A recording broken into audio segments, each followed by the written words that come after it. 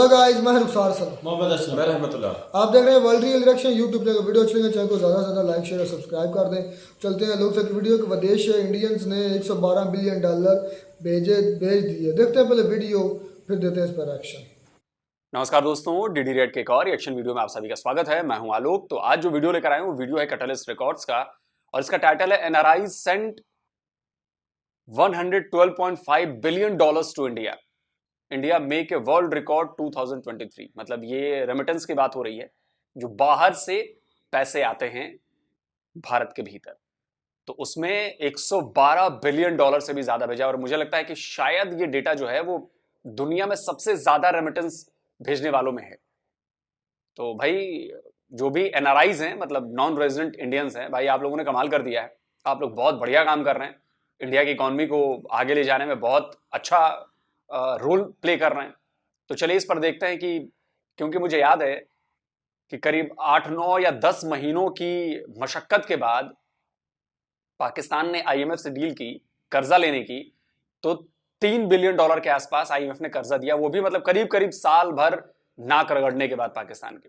और यहां पर हमारे इंडियंस ने $112 बिलियन से ज्यादा का रेमिटेंस भेज दिया इंडिया में। तो ये भी रिकॉर्ड है अपने आप में। तो चलिए देखते हैं कि पाकिस्तान की जनता जो है वो क्या कहती है। मुल्क का कुछ समझ नहीं आ रही कि क्या बनेगा। हर बंदा यकीन करे डिप्रेशन में है, हर बंदा परेशान है, पता नहीं सुबह क्या होगा शाम क्या होगा। और हमसे तो अभी सुनने में आ रहा है कि इंडिया तो पहले वो चांद पे पहुंच गया है। आज वो खबर आई है कि जी 100 पता नहीं कितने अरब डॉलर उनके मुल्क में आए हैं। 112 अरब डॉलर जो है वो एनआरआईज ने जो है, जो बाहर इंडियंस रहते हैं, उन्होंने रेमिटेंस के तौर पे भारत में भेजे हैं। दुनिया का पहला मुल्क बन गया जिसको सबसे ज़्यादा रेमिटेंस आई है। जाहिर सी बात है, देखिए ना, वहीं पे इंसान पैसा भेजता है कि जहाँ पे उनको इत्मीनान होता है। पाकिस्तानी भी ओवरसीज़ बाहर हैं और रोज़ाना मतलब हुकूमत ऐलान करती है कि ओवरसीज़ हुंडी के ज़रिए पैसे ना भेजें, मतलब लीगल तरीके से भेजें, हमारा फ़ायदा हो। मगर पाकिस्तानी हुकूमत पे तो हमें भी इत्मीनान नहीं है। लोग अब देखिए बिल चला रहे हैं, 3-4 लोग उन्होंने तो कल खुदकुशियाँ की हैं। माओ ने खुदकुशी कर ली है कि बच्चों के मैं पालूंगी या कि मैं बिल दूंगी, उसने जहर की गोलियां खा ली हैं। ठीक है, अब इस मुल्क के इतने हालात हैं कि सिविल नाफरमानी की तरफ ये जा रहा है। तो इस मुल्क में तो कोई पागल तो नहीं कि पैसा भेजेगा। जो भेजता भी होगा वो भी कहता होगा कि यार इधर ही रोक लूँ, ये भी मेरा पैसा कहीं गलत ही जगह ना चला जाए। आए हैं, पाकिस्तान को भी आए हैं, लेकिन 5 अरब डॉलर आए हैं। उनको 112 अरब डॉलर और हमें 5 अरब डॉलर। सर ये ऊँट के मुंह में जीरा है ना, ये तो कोई पैसे ना हुए ना। ये तो इतने से पैसे इसलिए आ रहे हैं कि सिर्फ इस मुल्क को थोड़ा सा जैसे चला रहे हैं कि बस ये दुनिया पे नक्शे पे रहे, बस चला रहे हैं बस। और वेंटिलेटर पे पाकिस्तान पड़ा हुआ है। ठीक है, 5 अरब डॉलर से क्या मुल्क चलता है। तो ये तो हर महीने इनका हाथ अब ऐसे हो गया है और हर महीने इन्होंने मांगने ही है, हर बल्कि रोज़ मांगने, हर मिनट बाद इन्होंने मांगने हैं। ये तो मांगने के बगैर मुल्क चल ही नहीं सकता। कोई मुल्क होता है ऐसा कि जो कुछ भी ना कमाता हो? कोई दुनिया में ऐसा मुल्क है कि जो कुछ 2 रुपये भी नहीं कमाता? वो पाकिस्तान तो 2 रुपये भी नहीं इस टाइम कमा रहा। हर महीने बाद ही नीचे नीचे नीचे नीचे। और कभी तो कहे ना कि इस महीने शुक्र है लेवल में चले गए हैं। लेकिन हर पाकिस्तानी को ये मैंने कहते हुए सुना है कि पाकिस्तान को हर नेमत मिली हुई है ऊपर वाले से। दुनिया के कई देशों को वो नेमत नहीं मिली है, पाकिस्तान के पास तो हर नेमत है 4 मौसम के साथ साथ। फिर ऐसी कैसी हालत है? तो या तो आप ये झूठ बोलते हैं कि हर नेमत मिली है, चूरन बेचा जा रहा है कि हर नेमत मिली है, या फिर नेमत मिली है और आप लोग उस पर अय्याशियां कर रहे हैं, आप लोग उसको लुटा रहे हैं, उसका फायदा आप लोगों को मिल नहीं रहा। दोनों में से कोई एक ही बात हो सकती है ना। तो या तो आप ऊपर वाले के नाम पर वही अफीम की गोली दे रहे हैं कि जी ऊपर वाले ने तो सब दिया है हमको, सब कुछ है हमारे पास, है तो निकालो ना भाई। कहां है? कौन सी गुफा में छुपा है वो नेमत? कहां घुसी हुई है? कहां दफन है? निकालो भाई उसे। 75 ईयर्स तो हो गए, ना निकली नेमत। ना कुछ कमाया है ना कुछ बनाया है, चलो लेवल में चले गए हैं। हर दिन हम मकरूज होते जा रहे हैं। हर दिन सुबह नया बच्चा पैदा हो रहा है तो वो कर्जे से किसके साथ पैदा हो रहा है, उसका क्या कसूर है? पाकिस्तान की आबादी तो कंट्रोल नहीं हुई, मगर मेरा ख्याल है इस तरह अब कंट्रोल उन्होंने कर ली है। अब लोग सोचने पे मजबूर हो गए हैं। आप देखें 4, 5, 10 सालों में बच्चों की पैदाइश बहुत कम हो गई है, जितनी पहले होती थी। लोग इतने ऐड चलते थे टीवी पे, जी आबादी कम करो, अब वो ऐड नहीं चलाते। लेकिन सिर्फ दुनिया में अभी भी चौथा बड़ा मुल्क है जो आबादी बढ़ा रहा है इस टाइम दुनिया के अंदर। वो बढ़ा तो इसीलिए रहे हैं कि इसी चक्कर में है कि कोई अच्छा एक माई का लाल पैदा हो जाए जो बाहर चला जाए और वहाँ से हमारे सब के लिए खर्चे भेज दे। हर बंदा इस चक्कर में है कि मेरा एक बच्चा तो बाहर चला जाए। नहीं नहीं, बिल्कुल नहीं। ये तो आप लोग कहते हैं कि भाई बच्चा तो ऊपर वाले की देन है, चाहे जितनी हो सके पैदावार कर ली जाए। ये आपको बताया जाता है, ये आपके मौलाना मौलवी ये सब सिखाते हैं। तो अगर आपको अपनी समझ नहीं है, आप किसी और के कहने पे चलेंगे, तो भाई लीजिए, फिर भुगतना किसे है? आप नहीं भुगतना है। मौलवी आके आपका घर तो नहीं चलाएगा, मौलवी आपके बच्चों को तो पालेगा नहीं। हाँ, उल्टा ये कहेगा कि स्कूल भेजने की तुम्हारी औकात नहीं है तो मदरसे में भेज दो। फिर मदरसे में क्या होता है वो तो आप लोगों को पता ही है। पाकिस्तान तो बदनाम है ना इसके लिए।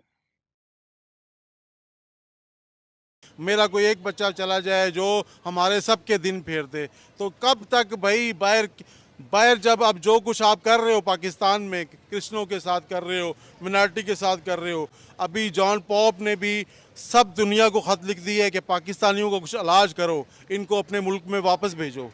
रही सही कसर अगर ये पाकिस्तानियों को वापस भेज दिया, ठीक है, तो फिर यहाँ कहाँ से पैसे आएंगे? अभी जो 4-5 अरब डॉलर आते हैं ना, वो भी नहीं आएंगे। फिर तो सबके हाथ में कशकोल होंगे। कल पिंडी में वाक़या हुआ, देखें, दिन दिहाड़े एक औरत की उन्होंने कान की बालियाँ छीनी है, ठीक है, उससे पैसे छीने, उसके मोबाइल छीना, दिन दिहाड़े। और ऊपर से हमारा मीडिया ऐसा है माशाल्लाह कि हर चीज़ को हाईलाइट करके दिखा रहा है, लोगों को सिखा रहा है कि आपको कहीं ऐसे ना मिले, घर में खाना ना हो तो आप कहीं एक पिस्टल ले लो, चाहे 2 नंबर पिस्टल ले लो, किसी गली की नुक्कड़ पे खड़े हो जाओ, जिसको देखो सोना पहना उसका उतार लो। बहुत आसान। वैसे तो पूरी दुनिया में भारत के लोग बसते हैं, लेकिन दुनिया का पहला ऐसा कंट्री बनना जिसमें सबसे ज़्यादा रेमिटेंस का आना है, 112 अरब डॉलर जो है वो भारत को, भारतीयों ने बाहर से भेजे हैं भारत की कंट्री के अंदर, कितने मददगार साबित होंगे, उनकी इकोनॉमी को कितना मज़ीद बूस्ट करेंगे और कितना फ़ायदा होगा इससे भारत का? बहुत फ़ायदा होगा। देखें, एक कहीं से भी कोई पैसा आया बाहर से, जो भी इस टाइम तो दुनिया में डॉलर ही चल रहा है ना, डॉलर के बगैर तो कोई बाहर से कोई चीज़ हम नहीं खरीद सकते। हमारा रुपया या इंडियन रुपया तो बाहर नहीं चलता ना। जब इतने डॉलर आ जाएंगे, अब आप जिस मुल्क को भी पता होगा जिसके पास बिल फर्ज कोई स्टॉक पड़ा है, इस टाइम रशिया के पास, रशिया की जंग लगी हुई है, रशिया के पास किसी चीज़ का स्टॉक पड़ा है, वो सबसे पहले भारत को फ़ोन करेगा, भाई आधी कीमत पे मेरे पास इतना माल पड़ा है, इतनी गंदम पड़ी है, उठाना है। उसको पता है इसके पास डॉलर पड़े हैं तो वो उसको देगा। इतना मेरे पास चावल है, कोई भी चीज़, वो इंडिया तो इस टाइम वो टिकट है ना उसके पास, जिसके पास नगद पैसे होते हैं। जब आप नगद पैसे मार्केट में लेके निकलते हैं ना, तो आप 100 वाली चीज़ 50 में लेके आते हैं, और जब आपके पास पैसे नहीं होते हैं 50 वाली चीज़ आप 100 में लेके आते हैं। और पाकिस्तान की क्या हालत है इस टाइम? पाकिस्तान की तो ये हालत है कि पाकिस्तान तो मांग मांग के इकट्ठे करता है। वैसे तो पैसों से भी हमें कोई कुछ नहीं देता। हम किसी को पैसे भी दे दें ना, वो पहले 10 दफ़ा उस नोट को चेक करता है कि पता नहीं असली वाला है कि नकली वाला है। सर, ये वैसे लोकल लेवल पे तो हो सकता है, लेकिन इंटरनेशनल लेवल पे मेरा नहीं ख्याल है ऐसी गेम्स होती होंगी। इंटरनेशनल लेवल पे क्यों नहीं होती? जब हमारे वज़ीर आज़म की पैंट उतारते हैं, पाकिस्तानी शायदार खाना अब्बासी की उतारी है, तो उसने एक्सक्यूज़ नहीं किया कि मैं जाता ही नहीं, आपके मुल्क में लैंड ही नहीं करता हूँ, वापस जहाज़ में बैठ जाना चाहिए था ना। जब उसने कहा नहीं जी रूल है, उसने वहाँ उतार दी, तो फिर अगर जिनकी पैंटें उतारी जाती उनके पैसे नहीं चेक होते होंगे। ये रूल पाकिस्तानियों के लिए है या पूरी दुनिया के लिए है? ये पाकिस्तानियों के लिए है, क्योंकि ये अपने किसी के साथ सगे नहीं है ना। हम लोग तो अपने अदारों के साथ सगे नहीं है। जो अदारे आपको लेके आते हैं उसी अदारे को बाद में आप गालियां देते हो, पहले उसके साथ दोस्तियां करते हो, पूरी दुनिया को बताते हो हम एक पेज पे हैं, हम एक पेज पे हैं, 3.5 साल रोते हैं, दुनिया को दिखाते हैं देखो जी हम एक पेज पे हैं। और एक पेज पे फिर थे तो अब क्या हो गया? पेज फट गए हैं। अब क्या हो गया? जब आपका मफाद निकल जाए या उसका मफाद निकल गया तो पेज फट गए हैं। इंडिया ने कभी कहा है कि हम अपनी फ़ौज से लड़ते हैं या हमारी फ़ौज, हम आर्मी, हमारा अदारा कोई मुदाखलत करता है? बहुत कुछ इंडिया में होता है, मगर वो कभी ये नहीं कहते कि हमारी इस्टेब्लिशमेंट ने ये कर दिया है, हमारी सियासतदानों ने हमारे साथ ये कर दिया, हमारी आवाम ने, वो कभी भी नहीं ऐसे करते। वो अपने घर के मामले घर में निपटाते हैं। हम अपने घर के ही अपना पल्ला उठाते हैं, पेट नंगा सबको दिखाते हैं और हम अपने मामला दुनिया को बताते हैं, रोना पीटना डालते हैं। देखिए, आप ऐसा नहीं कह सकते। आपके यहाँ घर में भयानक लड़ाई होती है तो बाहर दिखेगी। लड़ाई आप कब तक छुपा सकते हो? नहीं छुपा सकते। हमारे घर में लड़ाई ही नहीं होती है, तो जो चीज हमारे घर में होगी नहीं उसको हमें छुपाना नहीं पड़ता, और वो चीज कभी बाहर नहीं आएगी ऐसे, जब जो चीज होगी ही नहीं। हमारे यहाँ सेना और सियासत दोनों अलग अलग चीजें हैं। दोनों एक दूसरे में दखल अंदाजी नहीं करती, दोनों एक दूसरे को सपोर्ट करती हैं। सपोर्ट इन द सेंस कि अगर पॉलिटिकल लीडरशिप ने चाहा कि हमें ऐसे कोई मिशन करना है तो सेना उसका सपोर्ट करेगी। सेना को डिमांड पड़ती है, अगर उसको जरूरत पड़ती है, नीड पड़ती है, डिमांड कर रहा हूं तो वो डिमांड करती है कि हमें ये चीज चाहिए, तो सियासत उसको प्रोवाइड कराती है। और हमारे यहां डेमोक्रेसी की जड़ें बहुत मजबूत हैं, और ये बात सेना भी जानती है कि डेमोक्रेसी है तभी हम हैं। और हमारी जो पब्लिक है वो आपकी आवाम की तरफ बेवकूफ नहीं है कि वो कोई भी चूरन खा लेती है और उस पर विश्वास कर लेती है। हमारी पब्लिक ठोक बजा के काम करती है।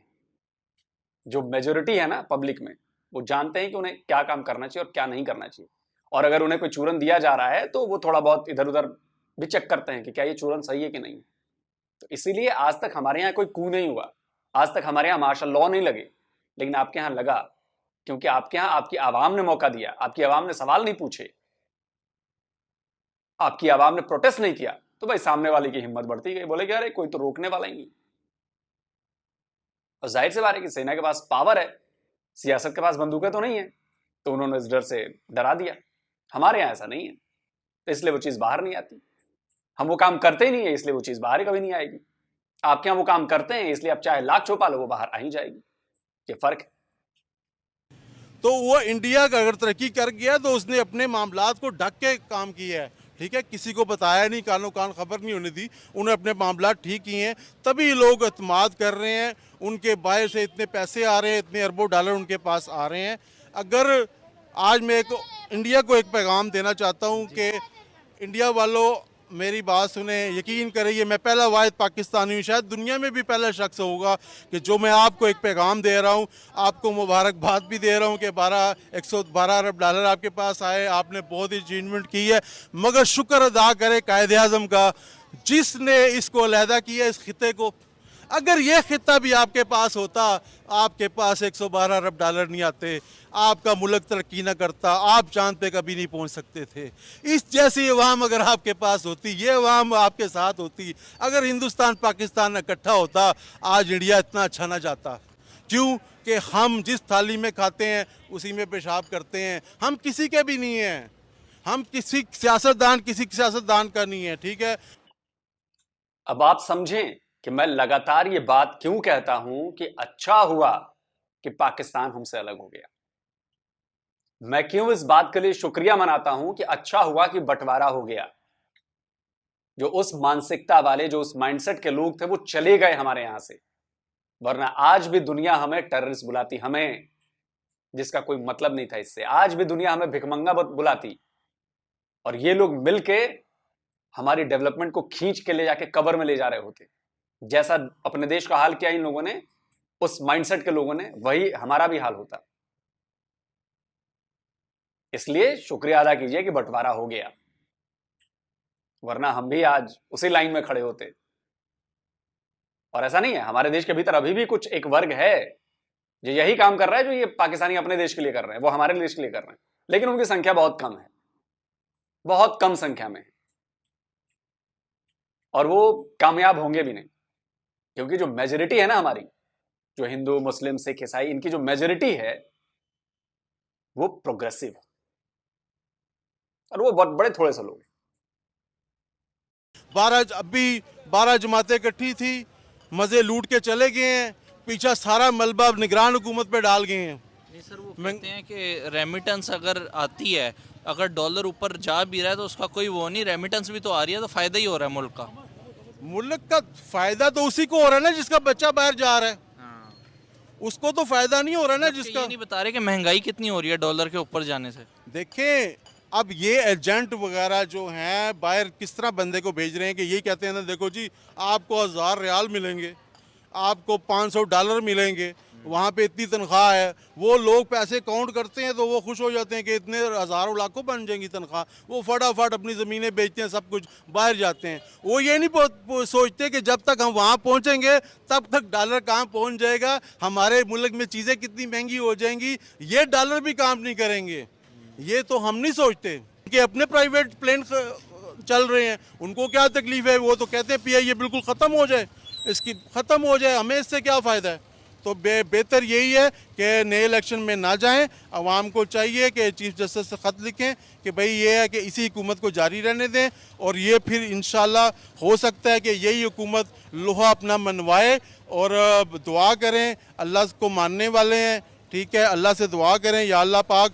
सबसे पहले पाकिस्तानी नाकाम क्यों होते हैं कि हम दूसरे के लिए गड़ा खोदते हैं, दूसरे को बद्दुआएं देते हैं। वहाँ पे चंद्रयान 3 का जहाज जा रहा था, सियारे पे चांद पे वो जा रहे थे, तो यहाँ शायद ये सब बद्दुआएं कर रहे थे, या अल्लाह ये नाकाम हो जाएं, या अल्लाह नाकाम दुआएं हो भी जाएं। बहुत हो रही हैं। कम लोगों ने की होंगी ना, ज़्यादातर तो कोई भी नहीं चाहता कि इंडिया भले भूले। दिलों में तो बुग़्ज़ है ना। आपका हमसाया आपसे तरक्की कर रहा हो, आप जितने पैसे लेके चला हो, तो बेशक आप मुंह पे कहते रहो वाह जी वाह जी वाह जी, आपने बड़ी तरक्की की है, मगर दिल में तो आपके बुग़्ज़ होगा, ये जालिम के बच्चे ने कैसे कर ली, इसके भी यही कान है, यही मुंह है, यही कुछ है। दिल में आप रखेंगे बात, हमारे दिल में है कि वो क्यों तरक्की। बेशक हम इंडिया की तारीफ़ें करेंगे, मगर दिल में कहेंगे हम क्यों नहीं गिर करके, हमने क्यों नहीं किया। हम में मुनाफ़क़त बहुत है, हम मुनाफक लोग हैं, इसीलिए हम उन जो भी आते हैं हमारे मुल्क में, सुबह नींदर मोदी आ जाए, ये सारे लोग उसको सलाम करने चले जाएंगे, कहें मोदी साहब आ गए हैं जी, सलाम करने चले जाएंगे, ठीक है। दिल में गालियां दे रहे होंगे और ऊपर से हेलो हेलो कर रहे होंगे। तो ये ऐसे तो कोई मुल्क तरक्की नहीं करता भाई। मुनाफकत छोड़ो, सीधे सीधे चलो, सीधा जो इस्लाम ने सिखाया हमें, जो हमारे नबी पाक सल्लल्लाहु अलैहि वसल्लम ने सिखाया है कि जिससे बात करो, जो वादा करो उसकी खिलाफी ना करो, किसी की इमानत में ख़यानत ना करो, किसी का दिल ना तोड़ो, क्योंकि दिलों में अल्लाह रहता है। और हम रोज़ाना दिल तोड़ते हैं, अपने घर का गुस्सा, अपनी बीवी का गुस्सा बाज़ारों में निकालते हैं, ठीक है, अपने बच्चों का गुस्सा बाज़ारों में निकालते हैं, अपने मतलब कि सारे मुआशी बुरानों का हम उस गुस्सा अपनी हुकूमत में निकालते हैं, पुलिस पे निकालते हैं, स्टैब्लिशमेंट निकालते हैं, मगर अपने घर को हम ठीक नहीं करते। चलिए दोस्तों, वीडियो खत्म हो गया। और देखिए, मैं तो यही कहूंगा कि सबसे पहले मैं बात करता हूं कि पाकिस्तानी सुधरने का नाम नहीं ले रहे। वो चाहे पाकिस्तान के भीतर रहें या पाकिस्तान के बाहर रहें, जो पाकिस्तान के बाहर भी जा रहे हैं, क्या वो अच्छे काम कर रहे हैं? क्या उनका बिहेवियर अच्छा है? क्या उनका माइंडसेट बदल गया है? जवाब है नहीं। ना तो उनका बिहेवियर अच्छा है, ना उनका माइंडसेट बदला है, ना वो बदले हैं, ना बदलना चाहते हैं। आप देखिए, क्यों हर देशों से गेट आउट पाकिस्तानीज किया जा रहा है? उनकी हरकतों की वजह से, करतूतों की वजह से।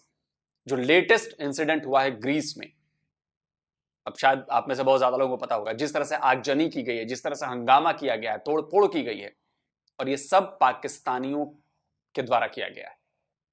अब आपको क्या लगता है कि इस तरह की हरकत करने के बाद दुनिया भर में क्या संदेश जाएगा?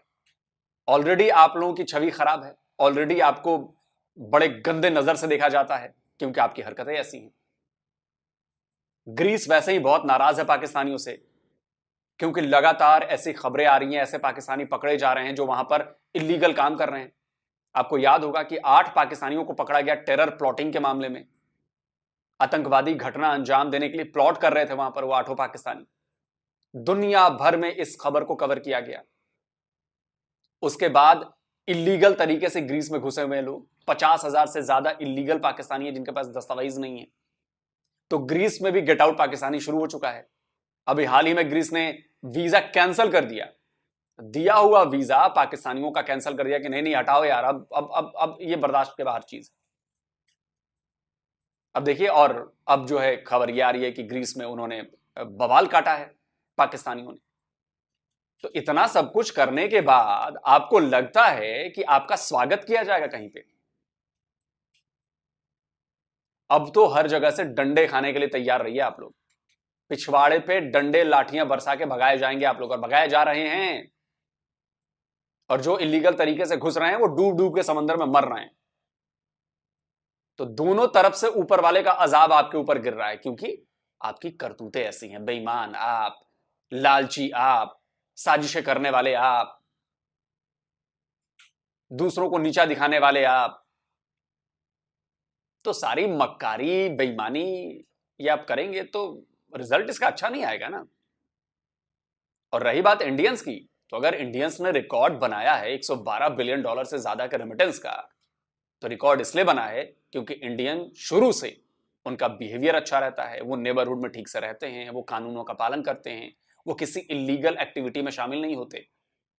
मैं ये नहीं कह रहा कि 100 में से 100 इंडियन ऐसा ही है, लेकिन 100 में से 99 ऐसा है, एक खराब है। लेकिन पाकिस्तान में एक अच्छा और 99 खराब है। इसलिए आज जो आप देखते हैं ना कि इंडियन को इज्जत दी जाती है और पाकिस्तानी को दुत्कार दिया जाता है, वो इसीलिए क्योंकि आपका कोई योगदान नहीं है। अब पता नहीं आप लोगों में से कितनों को पता है कि अमेरिका में 1% से भी शायद कम इंडियंस हैं, इंडियन ओरिजिन के लोग हैं, लेकिन उनकी जो इकोनॉमिक ग्रोथ है वो अमेरिकन से भी ज्यादा है। वो टैक्स ज्यादा देते हैं, जितने परसेंट में है उससे ज्यादा टैक्स देते हैं। वो एजुकेटेड हैं।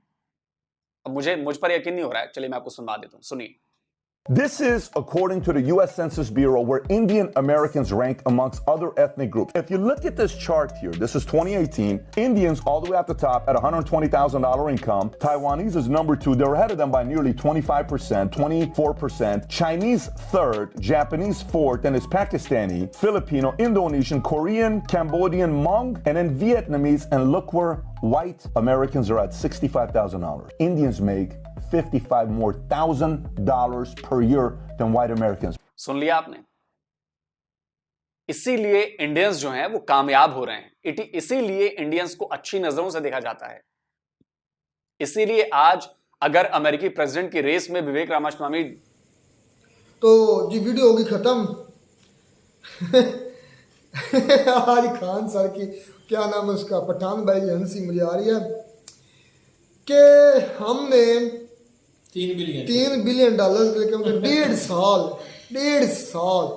1 साल और 6 महीने नाक की लकीरें भी निकलवाई हैं IMF ने हमसे, तब जाकर हमें 2-3 बिलियन डॉलर, जिसमें सभी 1 बिलियन डॉलर ट्रांसफर हुआ, 3 कंप्लीट भी नहीं हुआ। तो और इंडिया के देख लोगों ने 112 बिलियन डॉलर। कोई भाई मुल्क के हिसाब है ना, मुल्क उनका बड़ा है, इस वजह से वो तो मैं मानता हूँ मुल्क बड़ा है, लेकिन वो जिस तरह वो एक अंकल भी बात कर रहे थे कि यार जहाँ आपका एतमाद हो ना, आप पैसे भी वहीं भेजते हैं। सही यकीन करें, पाकिस्तानी जो बाहर गए ना, वो अपने उधर बिजनेस कोशिश कर रहे हैं कि उधर हम पैसा रखें ना किधर। अगर आप देखें भाई, आप ईमानदारी का इस बात से अंदाज़ा लगा लें कि जब तुर्की में जल्जला आया था तो एक पाकिस्तानी ने अपनी पाकिस्तानी एम्बेसी में पैसे देने की बजाय जाके तुर्की की एम्बेसी में पैसे दिए डायरेक्ट। हाँ जी, इससे उनको पता था, इस बात से अंदाजा लगा लें कि उनको पता था कि ये पैसे आगे तुर्की वालों को नहीं मिलने, तो उसने डायरेक्ट जाके तुर्की वाली एम्बेसी को वहाँ पे ट्रांसफर कर दिए। 30,000 डॉलर थे, जितने भी थे, वो पैसों से फर्क नहीं पड़ता। फर्क पड़ता है आपके म्यार का, आपका म्यार क्या है दुनिया में। आप अपने लोग हकीकत बात यकीन करें, ऐसी बात ही है। हमें हमारे जो कुछ लोग हैं जिन साहब ताकत भी है, उनके पास पैसा भी, साहब माल भी हैं, जो बैरूनी कंट्रीज में, जिसमें शाद खान और भी 2-4 नाम बड़े हैं, लेकिन वो पाकिस्तान को कभी भी हेल्प आउट नहीं करना चाहते और ना ही करेंगे। वजह पता नहीं है, एतमाद नहीं है कि ये पैसे पता नहीं हमारे जाने के, कितने लोग होंगे जो ऐसा करना चाहते होंगे लेकिन नहीं करते। बिल्कुल यही बात है ना यार। और इंडिया के 112 बिलियन डॉलर क्यों आए हैं?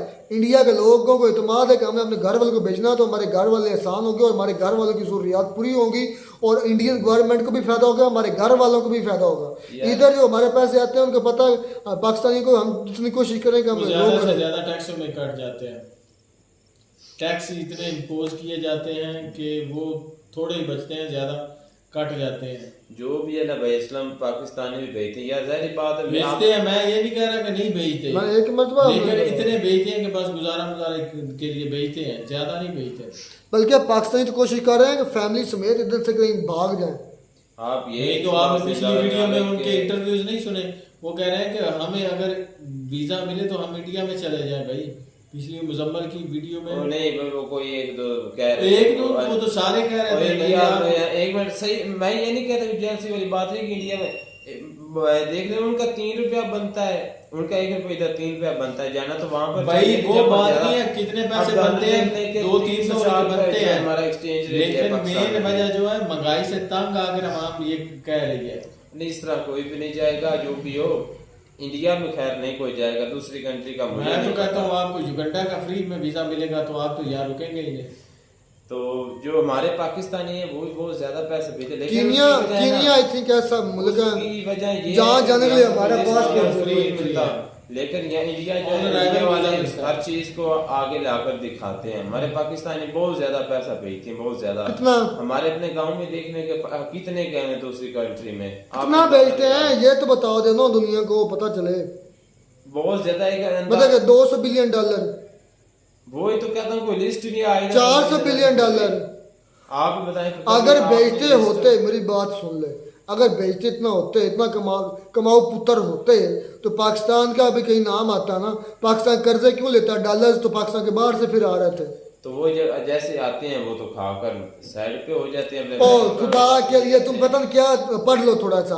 वो जो एक्सचेंज होती है ना, वो पाकिस्तान के इधर के जो लोग हैं उनको तो पाकिस्तानी रुपये मिलने होते हैं, लेकिन वो जो होते हैं डॉलर्स वो गवर्नमेंट के खजाने में जाते हैं और वो उधर ही रहते हैं, वो काउंट होते हैं कितने आए हैं। अगर होते तो आपको लेने की जरूरत ही ना पड़ती। मतलब मैं मिसाल ले लेकर इंडिया हमसे 6 गुना बड़ा है ना, चले 112 बिलियन डॉलर का 6 गुना कम कर ले, उसको 6 पर डिवाइड कर ले, बहुत ज्यादा बड़ा 6 गुना। 20 बिलियन डॉलर तो भेजने चाहिए ना पाकिस्तानियों को, क्यों नहीं भेज रहा? बड़े का हिसाब लगा लेना, 6-7 गुना हमसे बड़ा होगा, इससे ज्यादा तो नहीं। भाई जब 6-7 गुना बड़ा का दौर था, जब 20 बिलियन डॉलर तब भेजते थे, अब नहीं भेजते। आप इतने ही भेजते हैं जिनसे घर वालों का गुजर बसर हो जाए, बस यही बात है। ज्यादा वो अपने पास सही भी रखते हैं, उनको पता है भाई अपने कंट्री में भेजेंगे तो इन पैसों से भी जाते रहेंगे। क्यों में भेजते हैं? कोई है लिस्ट में नाम तुम्हारा? मैं वही कहता हूँ, कोई लिस्ट नहीं, सर्च कर लो। चलो सर्च नहीं किया, सर्च कर लो पाकिस्तान रेमिटेंस कितनी है, कोई दिखाते नहीं, कोई पता ही नहीं है। पाकिस्तान के पास के 20 बिलियन डॉलर आ रहे हैं, मैं मिसाल दे रहा हूँ, तो पाकिस्तान को 3 बिलियन डॉलर लेने के लिए क्यों रोना पड़ता? क्यों नाक की लकीरें निकालते? क्यों उनके आगे उनके तलवे चाटते? उनकी तलवे क्या तो क्या चाटा तब जाके मिला। आदत भी होती है ना, चाटा लगाया हमने, हर उनकी हर चीज को चाटा लगाया हमने, चाटना पड़ा हमें। इमरान खान के दौर में तो उन्होंने किसी से तो नहीं मांगे इस तरह। ये ठीक है। और शहबाज शरीफ की मैंने एक वीडियो देखी है कि वो लंदन में था, तो उससे पूछा कि पाकिस्तान के हालात बहुत खराब है, भी आए हैं तो आप इस पर क्या कहें? वो कहते हैं कि यहाँ पर पाकिस्तान की बात मत करें। तो सही बात है, वो सिर्फ और सिर्फ यहाँ पे हुकूमत करते हैं, यही पे पाकिस्तान की बात करते हैं। जब बाहर जाते हैं तो वो वहाँ पे पाकिस्तान का नाम भी लेना गवारा नहीं करते। वो बगैरत कह रहा है, मीडिया के सामने कह रहा था कि पाकिस्तान की बात ही मत करें। चाटू कौम में मारी चाटू।